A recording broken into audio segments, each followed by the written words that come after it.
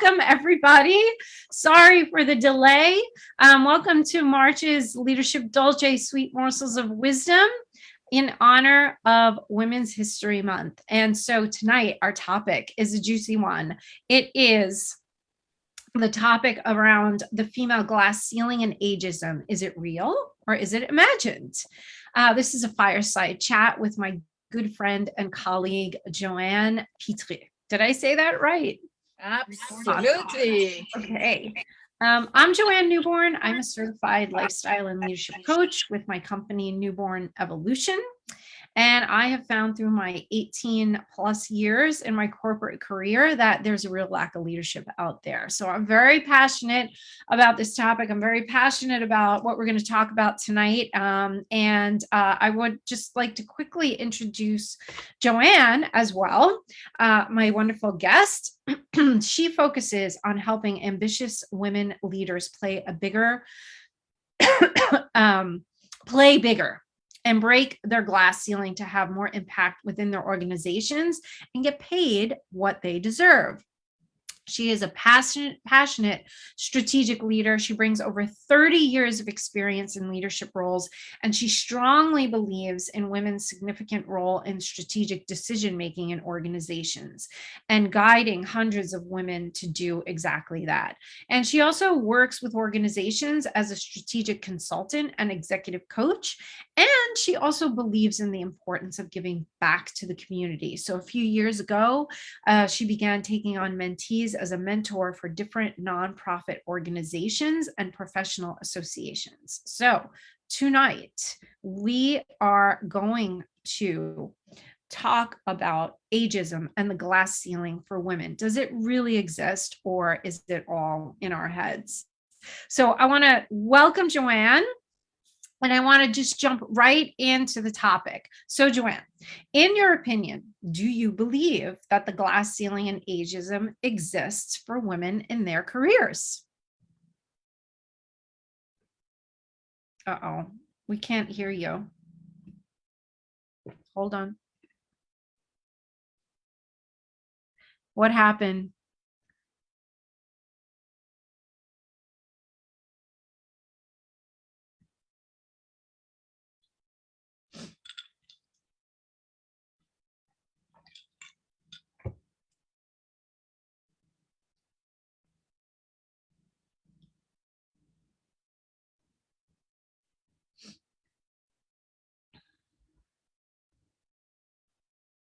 I'm gonna stop recording just in case that was the problem.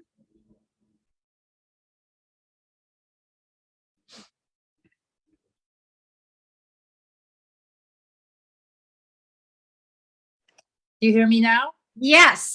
Okay. Hooray. All right. So technical is magical. It can be our best friend or our worst enemy. So welcome. And yeah, let's just jump right in. In your opinion, do you believe that a glass ceiling and ageism exists for women, or do you think it's all in our heads when it comes to our careers? All right. Did you press your recording? No, it's okay. That's okay. All right. I'll figure it out. You figure it out. Good. Absolutely. I've seen it. I hear about it. I read about it.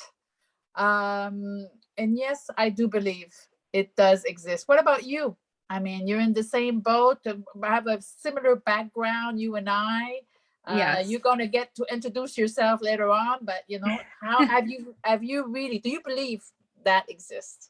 So it's a double-edged sword, right? If you look at the statistics and the numbers will show you that there are many more men in very high-ranking leadership roles when it comes to C-suite, right? So in that sense, yes. But in the journey that I've been on, and you and I both come from very male-dominated industries, in the other sense, I say no. I say we create our destiny. I really believe strongly in that.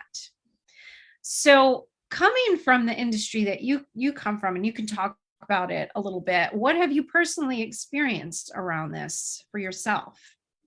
I come from for everybody, I come from the construction industry, and yes, it's a male dominated industry. And but curiously enough, I've never felt discriminated because I was a woman. I mean, I was on the contrary, I would say. I think when I started my career, especially, I really was put on a pedestal, had a lot of respect from the guys. They were helping me a lot. And I would say that I really enjoyed working with in this industry because of that. And I remained pretty much in the industry uh, because also of the experience that I was bringing to the table. But no, never felt it. And I agree with you. It's probably something created, although there's a lot of statistics on it, a lot of statistic proving that there is. But we're going to talk about statistics and what to do and what not to do and whatever it is a little later on. But I'm curious, what about you in your industry? Yeah, so I came from the beer, wine, and spirits industry, and very male dominated, especially in the beer industry. And I never, like you said, I never felt discriminated against. I felt like they wanted to help me be successful. They wanted to help show me the ropes, especially early on in my career. And I grew in my career very rapidly. And I kind of like the fact that, was my mom always teases me. She goes, Joanne and the guys, it's Joanne and the guys. And I'm okay with that. I'm okay functioning in that way. I never thought about, how high I got. The funny thing is, the higher I got in my role, I kind of felt that the women that were in the leadership roles, that senior vice presidents, the presidents at bigger companies that I work for, felt threatened by other women. And I almost felt like I was, held back in that sense, which is a really interesting thing to notice. I don't know if you've noticed that at all. Yes, I've noticed the same thing about you, and it was very disappointing whenever I was coming across some of these women, like looking at me like I was a competition, and Mhm. and where I had never felt that amongst the men that I was working with. Mind you, that it's not the subject of our evening, but mind you, I've seen toxicity, bullying, and that kind of stuff, and that I lived also toxicity. I lived through that, but meaning like really discriminating because I was a woman. I would say women were worse in my case than the men were.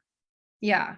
Yeah. And I feel like they felt threatened in a sense, right? Because perhaps their mindset was there's only a certain number of seats at the table, and I have one. So I don't want to let anybody else in because there's only going to be so many seats for women at the table, which again, really believe that we make our destiny. So there was never really a time in my career that I felt like there was going to be a scarcity of roles for me as I was going up the ladder. Now, I had a recent very big career change. I went from the wine and spirits business into executive leadership coaching. And someone said to me, oh, Joanne, you're so lucky because you chose a career that it doesn't have a ceiling. It's ageless. And I didn't think of it that way. I went in that direction because I felt very passionate about it. It seemed like the next move for me. So, you can think about working your way through your career journey with a mindset of fear and scarcity versus I'm limitless and I can accomplish whatever it is that I really put my mind to. Yeah, I agree with you. And I even went and changed jobs when I was feeling that someone was trying to put a glass ceiling over my head and purposely. So then I guess you have to have the confidence that you are worth more than. And therefore, I never let that stop me. So, whenever I felt that someone was putting a glass ceiling over my head, I used to go see my boss and ask direct, hey, is anything else here for me? Because, I'm going up no matter what. And if they would say, well, the nice excuse they come up with, no, it's not a good time right now, budgets and this and that. Okay, I get it. And sure enough, I was on the market to find another job and say, no, no, no, I'm not going to let nobody put a glass ceiling over my head. I don't want to have that, and I'm not going to have that. So, needless to say that I was fortunate enough not to worry. But I think you have to believe strongly in yourself and have confidence that there's another good position for you in the market that is waiting for you all the time. Yeah. And if you start thinking, oh, am I going to pay my bills? Am I going to be okay to pay this? And all my commitments. If you wait for that, you're never going to change. And you're just going to let the glass ceiling get thicker and thicker and thicker, because that's what you project. Yeah, absolutely. So, and you're 100% right about all that. And I love what you said about, well, if it wasn't suiting me and I felt like there was a glass ceiling there, then I moved on, because then you knew somebody was going to value what you had to bring to their organization. And that's where I feel like people are really lacking in that area, right? Do we know who we are? What makes us unique? Why are we valuable?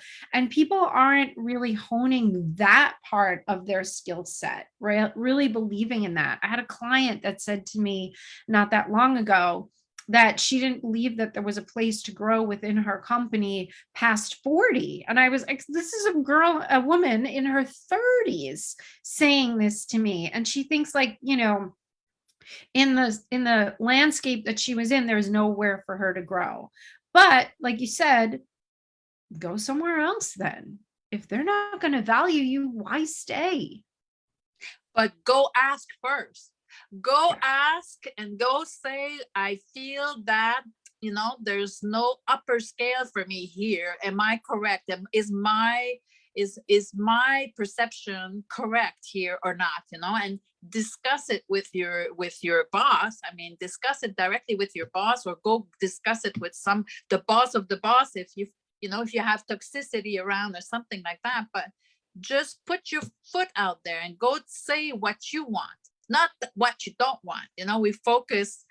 You're mentioning, and you had a very good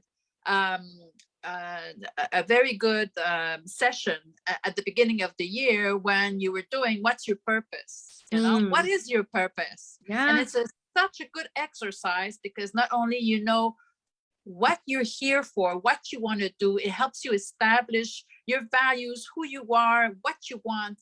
Because we tend to be on, oh, I don't want this and I don't want that. But this is easy. It's much harder when we ask our clients, well, what is it that you want? Well, what if I miss an opportunity? What if? No, it's like, figure what you want and go for it and upscale it if you want to also. Yeah, absolutely. I remember having a job interview a long time ago, and it was a step up. And I was really well prepared, and they flew me to Las Vegas to meet with the people who were the hiring managers. And I left with the person that would become my manager. And I said to him, how do you think I did? And he said, you did good enough. And that's something to keep in mind too. I did good enough to get the job. I might not have hit the nail on the head of every single thing that they were looking for, but I did good enough to get the job, and the rest could be learned. And so we beat ourselves up for not being perfect. Clearly, I wasn't perfect, but good enough on that day was fine, because I got the job. And nobody ever told me what I didn't do well. And then they groomed me to be the best person for the role. So we don't always have to be like, the shining star. It's okay. We can sometimes show up as ourselves, and good enough is good. yet, good enough in his opinion at that time, at that moment, and for whatever it was. Also, it's all a matter of perception as well. But yeah, totally, it's perfection. We have to leave it aside, put it in the drawer. Put it in the drawer. Perfection doesn't bring us anywhere. And I think sometimes that's how we hold ourselves back. As women, we tend to be perfectionists. We were raised that way. And so sometimes we already have taken ourselves out of the race because we think we're not perfect and we're not doing things as well as maybe a man might do or as well as someone else might do. And we take ourselves out of the race too soon. No, stay in there. Just keep going. So I was going to ask you too, what are some ways that you think, because I know you've got some great ways that people can directly address some of what we're talking about right now, what women might experience? Yeah, I think the very first thing is the mindset. Mm-hmm. The very first thing, check your mindset, where are you at? And it's not like you do this thing once a year. Check your mindset every morning when you wake up and say, okay, what am I going to go get today? You are yourself a product, just like a Coca-Cola is a product, just like Nike is a product. You are a product. So remind yourself what you're good for and what the value you bring. Don't ever forget that, and remind yourself in the morning and say, I'm bringing this to my employer, and this is the value I bring. So that's very important. Also, like, of course, know like the purpose I was talking about, the values, the purpose, what you want. Always go for what you want. And even once you figure out what you really want, if you want this position, go higher up right away. Say, I'd love to be a GM, a general manager, but go for the VP. One day I did that. One day I came home and I looked at my spouse and I told him, now it's time for me to be a vice president. 6 months later. Amazing. Because hey, what about you? What do you think? Yeah. No, I agree. You planted the seed. Then you started to believe it, right? When you said it out loud, you started to believe it about yourself. And that's how that starts to happen. So when you showed up, you were probably already a vice president in your mind. Yes. And you have a good story about how you showed up to an interview. Was it your last job that you showed up? You imagined yourself, you were in a limousine and that you were. Please remind your audience of this one. This is a good one. Yeah, it was a job. I had a 3-month interview process, and at first I was an executive recruiter had called me. I wasn't really, I was like, okay, I'll check it out. And then I really wanted it. And I had a 3-month interview process, and I had an interview with about 10 different people. And so now I started to get really nervous about it. And I really started to want it. And I knew I was going to blow one of my interviews if I just got so caught up in being nervous. So I came up with a visualization for myself that every time I started to get impatient, I saw myself, I said, what does impatience look like? And I would close my eyes, and it was a car that was speeding with like a test drive dummy in it towards a wall, and it would smash into a million pieces. And then I would say to myself, what does patience look like in this scenario? And it was me in the back of a limousine, dressed in a beautiful red dress, and the limousine was pulling up to the doorstep of this company that I wanted to work for. And there was a very handsome man in a tuxedo, and he opened the door and he said, welcome. We've been waiting for someone with your talents for a long time. And I got that job, and I had to work with my mindset, like you said, every single day. I didn't do that visualization once. Every time I felt nervous, I did that visualization. What does impatience look like? And what does patience look like? So we need to create ways for us to be able to work in this atmosphere, because our mind is probably our biggest deterrent to getting where we want to go in our careers versus statistics, right? There could be a million statistics. And first of all, I've spent the majority of my career in marketing. Okay. We take numbers and we spin them to create the stories that we want to tell. So numbers are numbers, they're solid numbers, but we create the stories around the numbers as well. Sometimes there are not enough people in roles in certain industries that are women, because women don't go after those roles. Maybe women weren't going after roles in the construction industry. Maybe women weren't going after roles in the beer industry. I don't know. Totally, totally.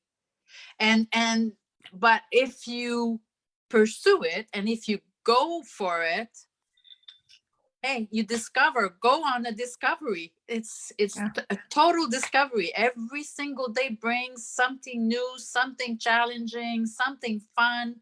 If you look for it, obviously, if you look for the glass half empty, you'll find glass half empty everywhere.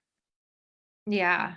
Um, so what you had mentioned, though, some specific things that we could do as far as specifically being women that could help us in this journey. I'm looking at some of the things that you had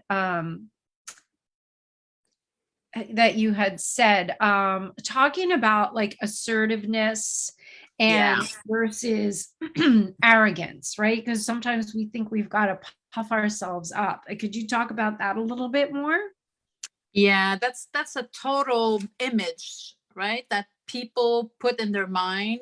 I put that in my mind too. I am no angel here. I put it in my mind when I started. I thought that to be a manager, you had to be bold, you had to be assertive, you had to be tough, and you had to put your people down. Even that's what I mean. You had an unattainable. It's like, don't speak to me. I'm the boss.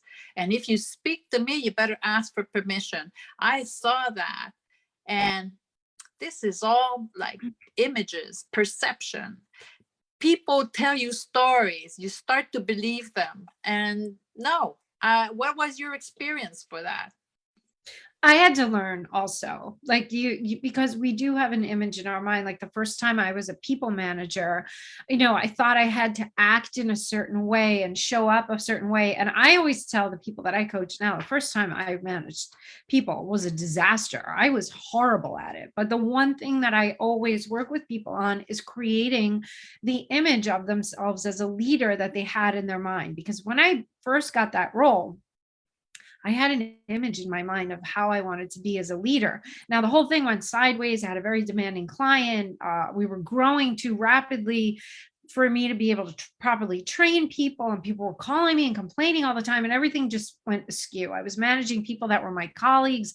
They were angry that they didn't get the promotion. So I was young and I didn't know better. But what never changed was that image in my mind that I had for myself as a leader, and I grew into that. So what the way I like to work with people now is, let's create that image for yourself now, and what are all the things that entails for you, and where are you at right now as far as that image is concerned, and where do you want to be, and how do we work together to close that gap so that you become this leader that you have in your mind, and you don't have to just wing it and do a million things wrong. Like, I made the mistakes, so you don't have to. Yeah. We're kind of also, I was going to say, look at women who are there, where you want to be. Look at them, find them. Even if they're not in your immediate surrounding, find them. I mean, we have access to TikTok, Facebook, whatever it is, whatever the social media, find them. The other day, I was listening to Christiane Lagarde, and she is the head of the European Central Bank. I mean, this woman is in finance. Talk about male dominated. She's the head of the finance of all Europe. So when you think this woman is probably over 70 right now. So getting into ageism, another conceptual that we have, and thinking that because we hit 40, 45, we're good for out, or the company is going to push us out. Of course, if you put that in your mind, the company is going to push you out.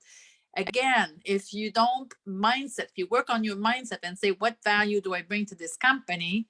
Well, if you rehearse it, that too you will overcome that. And look for, yeah, look for models. It's very important to look for models. Yeah, I love that term too. I use it all the time, modeling, right? We're not stealing, we're just modeling something that already works really well. Yeah, sometimes it takes 2 or 3 to make your model too. I mean, and it's okay. Yeah. There's no limit. It doesn't say you have to pick just one. You can pick 2 or 3 and pick the best out of them and figure out why you like them so much, and copycat if you have to, and look at them, follow them, and it's just giving you more energy and more encouragement to go on. Yeah.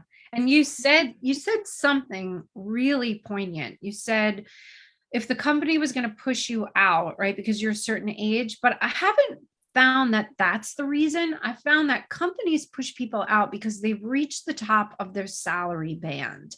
So really, if that's the case, it's a signal that you need to go bigger. You have to go somewhere else. It's time for you to be earning a bigger salary, and it's fine. You've outgrown the organization that you're at if there's nowhere else to go up. It's not because of ageism in my mind, right? And then I've also seen the flip side where people have gotten to a certain age and companies have let them go. And usually it also comes down to work ethic, right? Have you gotten tired in the role that you're in?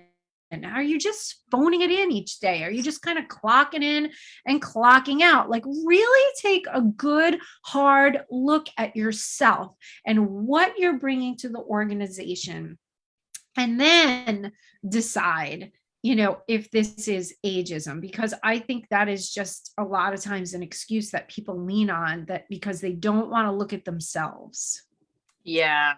Although we've seen companies taking advantage of Yes. ageism to lay off people, and sometimes they'll lay off people and cover it with some other excuses, but they'll say, okay, we need the youngest ones. We could think in the tech world, in the different industries. We hear of these things, and like you said, statistics are there, but statistics are published by journalism who make the statistics work for them as well to just make an article. But we cannot deny this is happening. But this is just telling you it's time to, like you said, it's time to go somewhere else, upscale yourself, and take the value you have. Don't get discouraged because they put you out.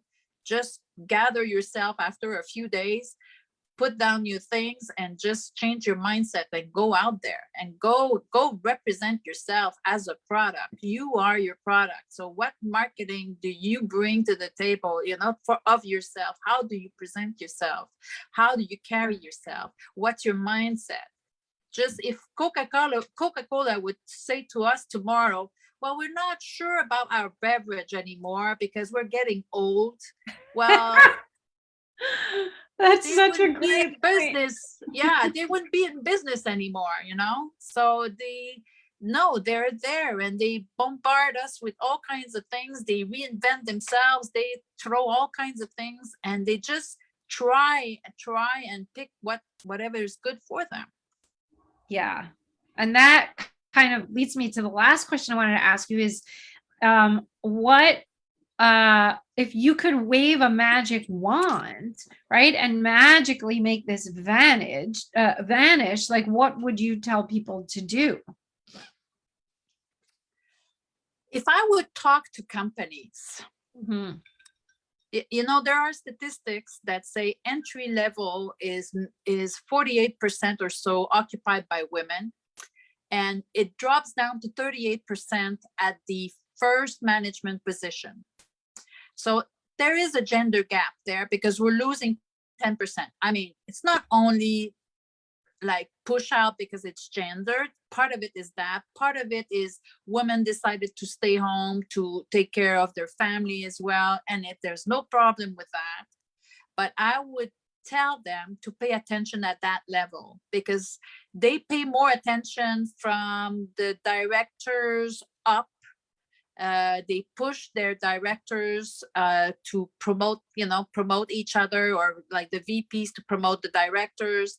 They push there a lot more than they do from the entry level. So from the entry level, if your company starts looking at, future potentials, identify them and push them up, it's going to be a real advantage for them. Now that's for the company side. As far as an individual side, I think the magic wand is put it on yourself and change yourself into a princess, and just make yourself out there, and just like we've been talking, mind, spirit, visualization, confidence, work on your confidence, try your confidence, because sometimes your confidence is also being challenged by your surrounding. Your immediate surrounding will tell you, oh, I wouldn't do that if I were you, because it happened to so and so and it wasn't successful.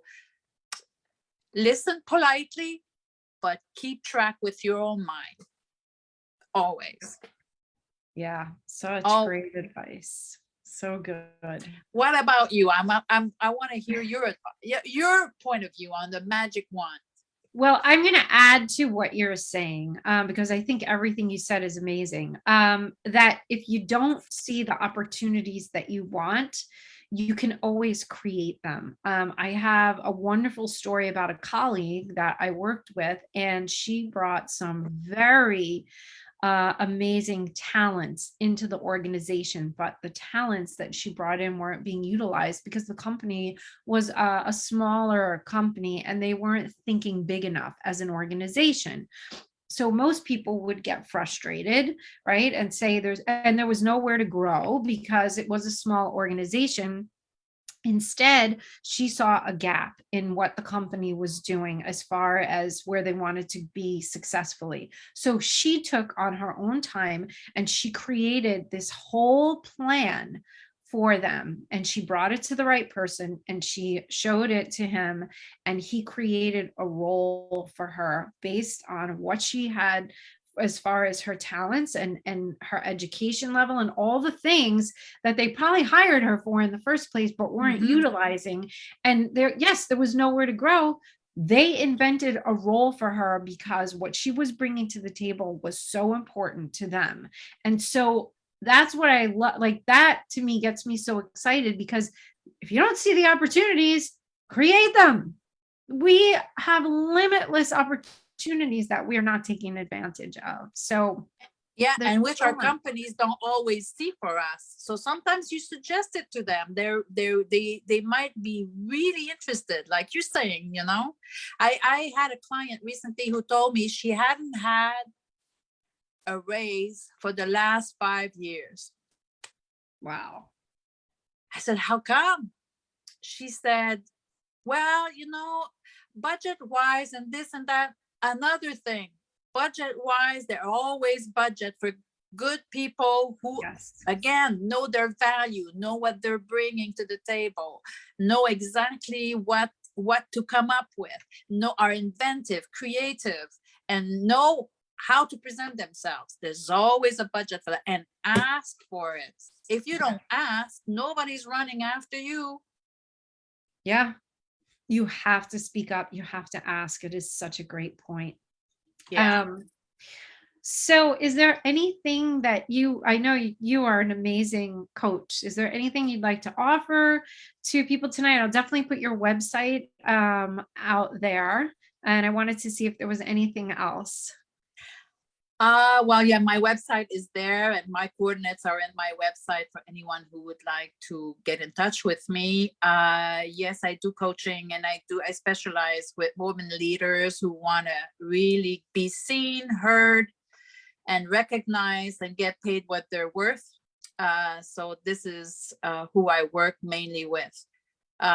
mind you, sometimes I have phone calls from men that to, they I have do their own too. issues as well. So that's about all I have to add. And I thank you very much for the opportunity of You're having this welcome. conversation. I love exchanging with you. I love your ideas. I love what you do.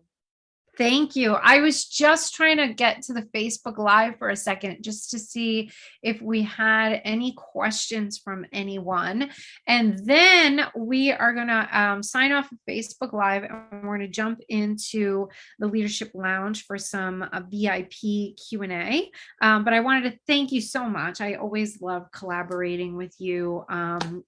You just always make me think outside of the box. So thank you so much for being here. And I'll make sure all your information is up there. And to everyone on Facebook, if this is resonating with you as well, I have a monthly group coaching program called the Leadership Transformation League. And this is where we really shape who you are. And every single month, I cover a different topic that will help you create your brand, really help you create your leadership style. So I will have a link there with more information if that's something you're interested in finding out more. And we're heading into the VIP lounge. So thanks everyone on Facebook. And we will see you next month. And